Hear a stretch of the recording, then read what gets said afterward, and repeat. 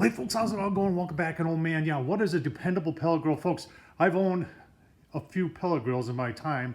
I currently own 2 camshafts. They're dependable. The Pellet Pro line from Smoke Daddy, in my opinion, very dependable. I even have a one from Sam's Club. And here's the one, here's this vertical pellet grill from Pellet Pro. And like I said, I've had a Rectech before. That's dependable. And even the $200 one that I got from Sam's Club, you've seen the videos of it, have been dependable. But today I'm going to cook spatchcock chicken on this dependable pellet grill. You know, and why change something that already works? And when it comes to dependability, number one, having a pellet hopper that looks like that, you know, that feeds by gravity. There's no, you don't have to rely on any sort of angled chute or anything to try and get it over there. 35-pound capacity, PID, no firmware update needed. It's just, you know, it's how it comes standard with, you know, 2 shelves. You got a grease tray, because grease doesn't belong in your grill. You got to get it out of the grill, folks. It's got a stack. That stack works really well when it's raining out, when it's snowing, when it's blowing.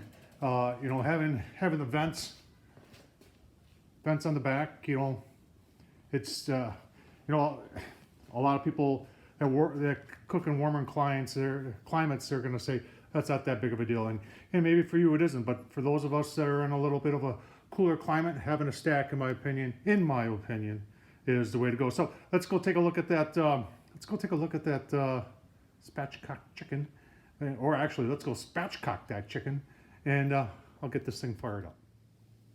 All right, there's our chicken. We got a free range chicken. I don't know if this is any better than any other chicken. They claim they are, but we're gonna try it. And I really didn't have a choice when I was at Walmart today. This is the only whole chickens they had. So quick note here on safety, folks. Always make sure you're washing your hands. Anytime you're dealing with raw meat, especially raw chicken, make sure you wash your hands real good. And then always cook to an internal of 165. So we'll get her washed up, and then we'll get the spatchcocking. All right, so for me, one of the best places to spatchcock is right where you're washing it, and that's in the kitchen sink. So we're just going to take out the backbone. And I've got a really nice set of poultry shears here. I don't know if you can get these anymore. I got them a couple years ago, and it says Wolfgang Puck on it. You can search for it if you want to. Like I said, I don't know if it's out there anymore, but you just want to cut. And a good pair of poultry shears, I'll tell you what, makes a lot of difference when you're actually doing this. So I want to take both sides out. You can use that backbone then if you want to make chicken stock or something like that. It would work great. So it's just that simple, folks. Taking it out, and then what you know, if you got any fat like this, see this fat right here? Yeah, you don't need that. Then what we're going to want to do is we're going to want to take a knife. We're actually going to wash this off again. Then we're going to take a knife, and right where this bone is right here, we're just going to press into that so we can lay this flat. So I'll tell you what, let's get a knife and do that real quick here. Don't have to be a big knife. All you're doing is making a slot. Just like that. And then you can lay it flat, and that's the key right there. So we will wash this up, and then we'll get it seasoned up, give you a look-see. All right, there's the bird's the word.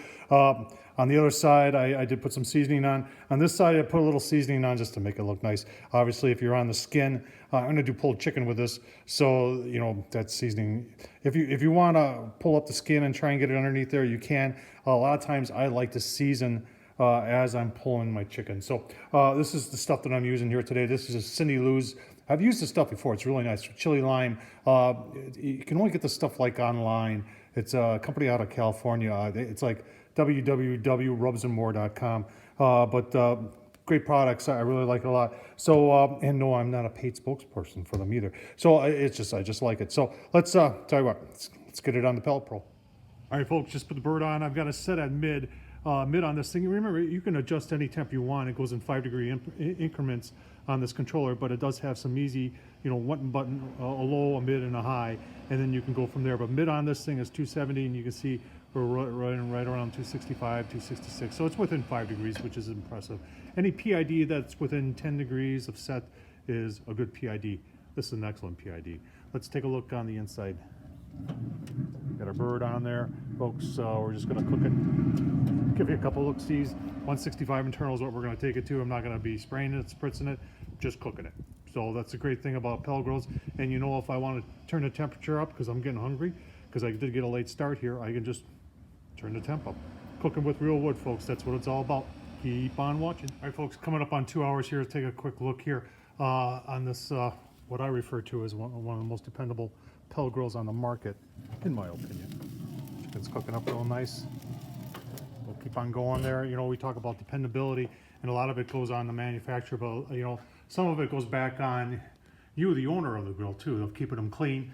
Obviously, you can see I keep my grills clean. I vacuum when I'm using one of the pellet grills, folks.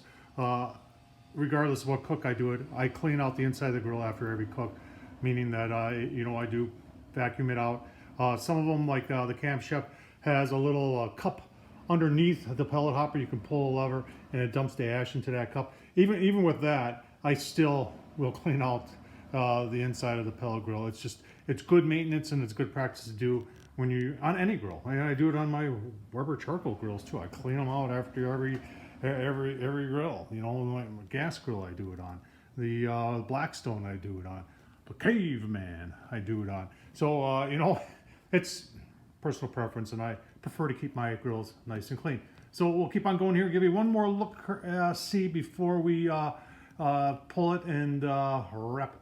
All right, off the grill and into a stainless steel bowl. I think I said I was going to give you one more look-see before we pull it off. Oh, I'm sorry about that, I was wrong.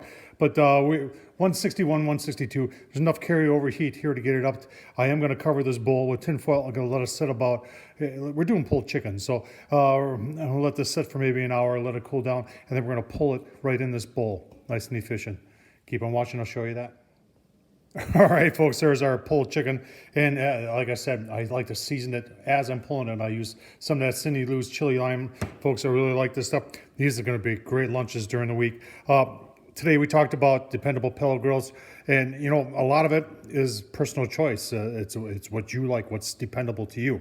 I told you my choices today. You know, I definitely like the Rectech, the Camp Chef. Pellet Pro is my favorite. It really is. Built heavy duty. And it's going to last forever, and that's why they give it a 7-year warranty.